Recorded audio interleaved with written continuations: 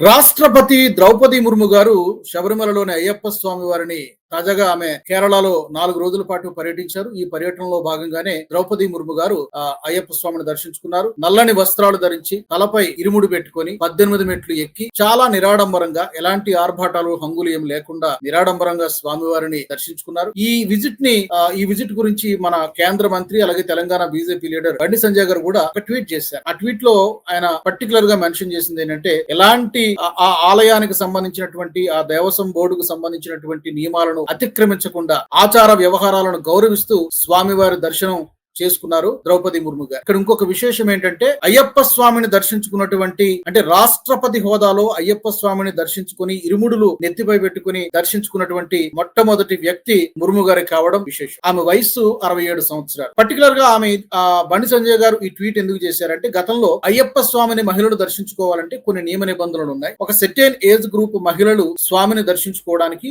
వీలు పడదు. దానికి ప్రతి పుణ్యక్షేత్రానికి ప్రతి దేవస్థానానికి కొన్ని నియమ నిబంధనలు ఉంటాయి. వాటిని తప్పకుండా పాటించాల్సిందే without any questions. Bandi Sanjay గారు అదే చెప్పారు. అక్కడ స్వామివారి దేవస్థానానికి సంబంధించి ఉన్నటువంటి ఆచార వ్యవహారాలను గౌరవించి ఆమె 67 సంవత్సరాల వయసులో స్వామివారిని దర్శించుకున్నారు. గతంలో ఈ చాలా గొడవలు జరిగాయి. యాక్చువల్ గా మహిళల దర్శనానికి సంబంధించి కోర్టు మెట్లెక్కాల్సిన పరిస్థితి కూడా వచ్చింది. ఎందుకు దర్శించుకోకూడదు, స్వామివారు అందరికీ సమానమే కదా అంటూ అక్కడ నియమ నిబంధనలను క్వశ్చన్ చేస్తూ చాలా పెద్ద ఎత్తున దేశవ్యాప్తంగా చర్చ జరిగింది. కానీ ఎన్ని వివాదాలు వచ్చినా కూడా స్వామి వారిపై భక్తులకు ఉన్నటువంటి నమ్మకం, ఆ డిగ్నిటీ ఎప్పుడు కూడా చెదిరిపోలేదు. సో అదే ఇవాళ ద్రౌపది ముర్ము గారి విజిట్ తో మరొకసారి రుజువైందంటూ బండి సంజయ్ గారు ట్వీట్ చేశారు. అలాగే ఆమె దర్శనానికి వెళ్తున్నటువంటి సమయంలో కూడా కొచ్చిలో హెలికాప్టర్ దిగుతున్న సమయంలో అక్కడ హెలిప్యాడ్ కొంచెం కుంగిపోయినటువంటి పరిస్థితి వచ్చింది. దాంతో పెద్ద ప్రమాదమే తప్పిందని చెప్పారు. బహుశా అయ్యప్ప స్వామి ద్రౌపది ముర్ము గారిని కాపాడాలని చెప్పి భక్తులు నమ్ముతున్నారు.